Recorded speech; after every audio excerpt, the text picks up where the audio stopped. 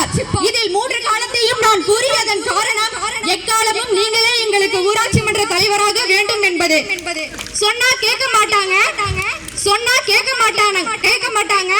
போராடினாதான் கேட்பாங்க என்றால் நமக்காக அதையும் ஒவ்வொரு முறையும் நமக்காகவும் நம் ஊர் மக்கள் நலனுக்காகவும் போராடியுள்ளார். இவருக்கு உறுதுணையாக இருந்த ஊராட்சி மன்ற துணைத் தலைவர் மற்றும் வார்டு உறுப்பினர்களுக்கு எங்களது கிராமவாசிகள் சார்பாக நன்றியை தெரிவித்துக் கொள்கிறேன்.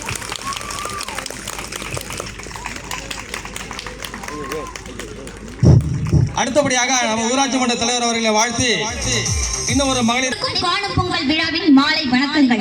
பிரதாபராமபுரத்தில் பிறந்து மக்கள் மனதில் நீங்கா இடம் பிடித்து மாணவர்கள் நலனில் அக்கறை கொண்டு ஸ்ரீஹரிகோட்டாவிற்கு அழைத்து சென்று மாணிக்க மாணவர்களை தேர்ந்தெடுத்து எங்கள் வாழ்வில் ஒளியேற்றிய ஊர் போற்றும் தலைவனே, எங்கள் சிவராச அண்ணனே, தந்தை